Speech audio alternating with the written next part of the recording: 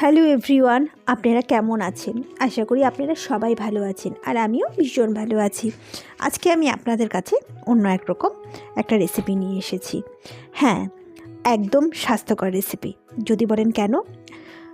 মোগলাই পরোটা আপনারা কে কে খেতে ভালোবাসেন, কিন্তু ভাবছেন মোগলাই পরোটা খাবেন, অতটা তেল আর মোটা হয়ে যাওয়ারও ভয় থাকে। কিন্তু আমি আজকে এমন একটি রেসিপি নিয়ে এসেছি যেটাতে মোগলাই পরোটা 1 চামচ তেল দিয়ে বানাবো আর খেতে অসম্ভব টেস্ট হয়। হ্যাঁ, সত্যি 1 চামচ তেল দিয়ে। আর তার সাথে আমি দোকানের স্টাইলের আলু আর ছোলার ডালের সবজি, সেটার রেসিপিও নিয়ে এসেছি। চলুন তাহলে আজকে আমার হেলদি রেসিপিটা শুরু করা যাক। তার আগে আমি বলে দিই, আমি মিঠু আর মিঠুস কর্নার থেকে নিয়ে এসেছি আরও একটি রান্নার ভিডিও। প্রথমে আমি আটা নিয়ে নিলাম। আটার মধ্যে একটু লবণ, চিনি, অল্প পরিমাণ তেল আর জোয়ান মিশিয়ে নিয়ে ময়ম করে নিচ্ছি। আমি আটাই নিলাম, যেহেতু আপনাদের আমি কথা দিয়েছি আজকে আমি স্বাস্থ্যকর খাবার বানাবো, তাই আটা নিলাম। আপনারা চাইলে ময়দাও নিতে পারেন। এবার এটাকে আমি ভালো করে ময়ম নিয়ে নিচ্ছি। নিয়ে অল্প অল্প জল দিয়ে একটি ডো তৈরি করে সেটাকে ঢেকে রেখেছি। এবার আগের দিন রাতে আমি ছোলার ডাল 1 কাপের মতন ভিজিয়ে রেখেছিলাম আর একটা আলু কেটে নিলাম।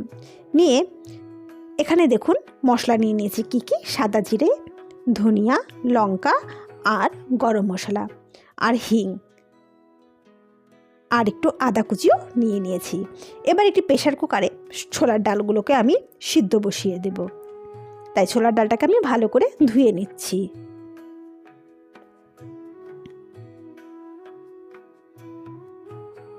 সামান্য তেল দিয়েও যে সুস্বাদু রান্না করা যায় সেটাই আমি আপনাদের আজকে দেখাবো। এবার আমি ছোলার ডালটাকে প্রেসারে একটু লবণ দিয়ে আর কয়েকটা কাঁচা লঙ্কা দিয়ে সিদ্ধ বসিয়ে দিলাম। এবার এটাকে আমি একটা সিটি পড়লে নামিয়ে দিব। এবার যে মশলাগুলো ছিল সেগুলোকে আমি একটু হালকা ফ্রাই করে নিচ্ছি। আপনারা চাইলে এর মধ্যে ওই কাঁচা লঙ্কার জায়গায় শুকনো লঙ্কাও দিতে পারেন।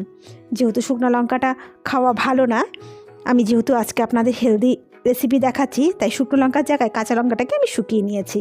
এবার সেটাকে আমি গরম করে পাউডার বানিয়ে নিলাম। এবার কড়াইতে সামান্য তেল নিলাম, প্রায় 1 চামচের মতন।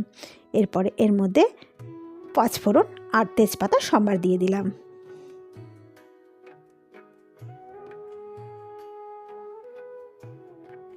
তারপরে দিয়ে দিলাম আদা কুচি, দিয়ে একটু হালকা ভেজে তার মধ্যে আমি আলুগুলো যে কেটে রেখেছিলাম সেই আলুগুলো দিয়ে দেব।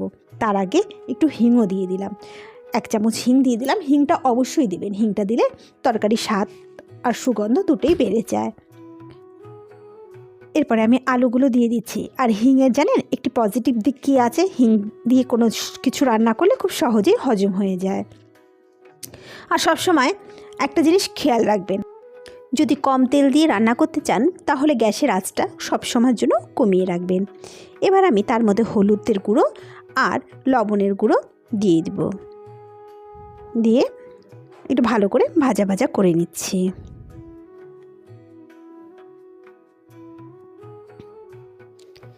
এবার কয়েকটি কাঁচা লঙ্কার চেরাও এর মধ্যে দিয়ে দিলাম।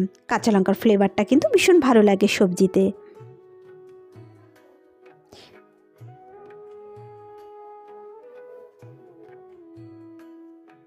এবার এর মধ্যে দিয়ে দিলাম সেই যে মশলাটা আমি বানিয়ে রেখেছিলাম, সেই মশলার 1 চামচ আমি দিয়ে দিলাম। দিয়ে আর একটু ভালো করে ভেজে নিয়েছি।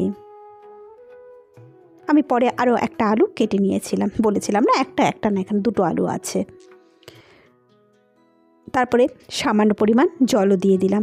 দিয়ে মশলাটাকে দিয়ে একটু ভালোভাবে কষিয়ে নিচ্ছি। দেখুন আমার মশলাটাও কষানো হয়ে গেছে। এবার দেখুন ছোলার ডালটা কিন্তু খুব সুন্দর গলে গেছে, কিন্তু গলে যায়নি, মানে সিদ্ধ হয়ে গেছে। এরকম অবস্থায় ছোলার ডালটাকে আমি ঢেলে দিলাম সেই সবজিটার মধ্যে। এবার একটু নাড়াচাড়া করে আলুটাকে সিদ্ধ হওয়ার টাইম দিব।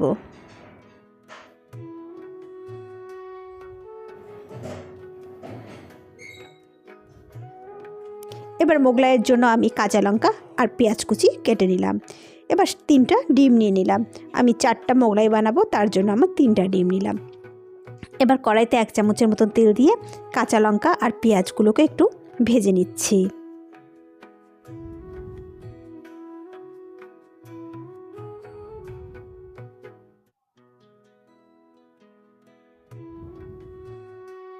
এর মধ্যে চাইলে আপনারা গাজর কুচিও দিতে পারেন। তারপরে সামান্য লবণও এর মধ্যে দিয়ে দিলাম। এর মধ্যে গাজর কুচি, ক্যাপসিকাম কুচি আপনারা দিতেই পারেন। তারপর যে 3টা ডিম ছিল সে 3টা ডিম আমি এর মধ্যে দিয়ে দিলাম। এবার একটা ডিমের ঝুড়া আমি বানিয়ে নিব।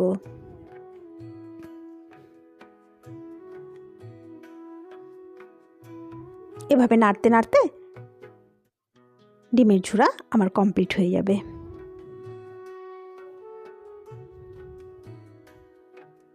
দেখুন আমার ডিমের ঝুড়াও তৈরি হয়ে গেছে। এবার যে মশলাটা আমি বানিয়ে রেখেছিলাম সেই মশলার 1 চামচ আমি দিয়ে দিলাম। আপনারা চাইলে এর মধ্যে ম্যাজিক মশলাও দিতে পারেন।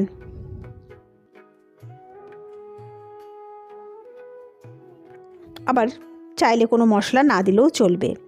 এবার দেখি আমার আলুগুলো সিদ্ধ হয়ে গেছে। এবার খানিকটা আলু তুলে সেটাকে আমি স্ম্যাশ করে এই সবজির মধ্যে দিয়ে দিব। তাতে সবজিটা একটু ঘন হয়ে আসবে। দেখুন খুব সুন্দর ঘন হয়ে এসেছে। এবার যে মশলাটা ছিল সেই মশলাটা এর মধ্যে দিয়ে দিব।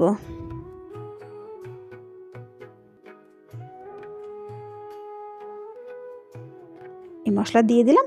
এখন দেখুন সবজির সেন্টটা খুব সুন্দর বেরিয়ে হয়ে গেছে। ব্যাস আমার সবজি রেডি। এটা দিয়ে শুধু মোগলাই পরোটা না, আপনারা রুটি, লুচি কিংবা পরোটা যে কোনো কিছুর সাথে খেতে পারবেন।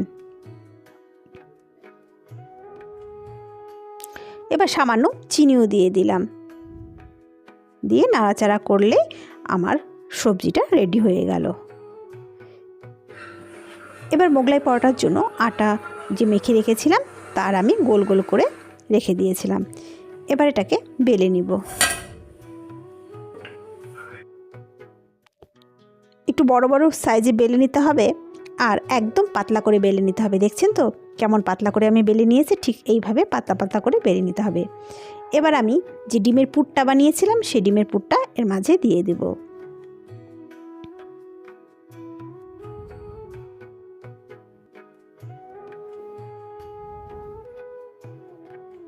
দেওয়ার পর এটাকে আমাকে ভাঁজ করতে হবে মোগলাইয়ের আকারে।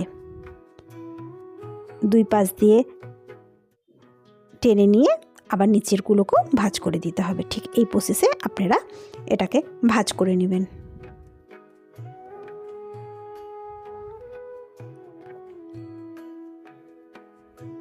এবার একটি তাওয়ার মধ্যে 1 চামচ তেল নিয়ে পুরো তাওয়াটাকে আমি মেখে দিলাম।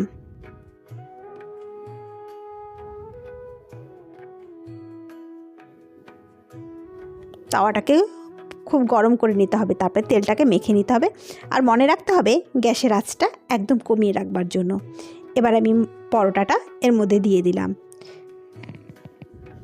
গ্যাসটা কমিয়ে কমিয়ে ভাজতে হবে যাতে সুন্দরভাবে ভাজাটা হয়ে যায়।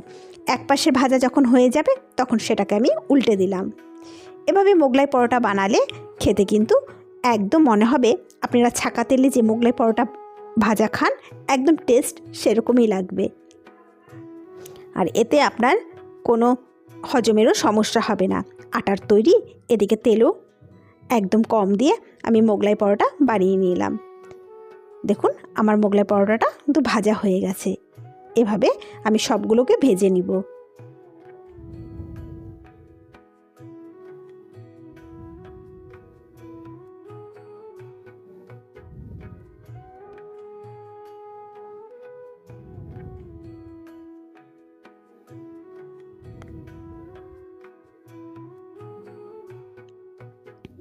এবার এটাকে আমি নামিয়ে নিচ্ছি।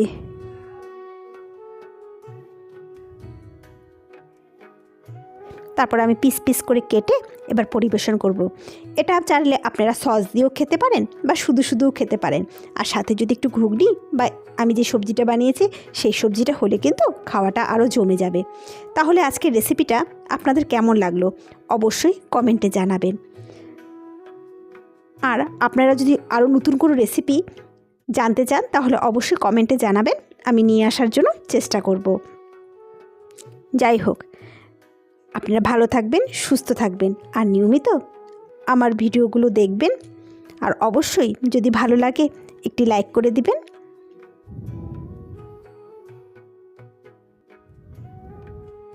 এবার গরম গরম মোগলাইয়ের সাথে সবজিটা আমি পরিবেশন করলাম। তাহলে আজকে চলি, পরে আবার দেখা হবে। আর সম্পূর্ণ ভিডিওটা দেখার জন্য আপনাদের অনেক অনেক ধন্যবাদ। এভাবে আপনারা আমার পাশে থাকবেন আর সাপোর্ট করবেন। নমস্কার।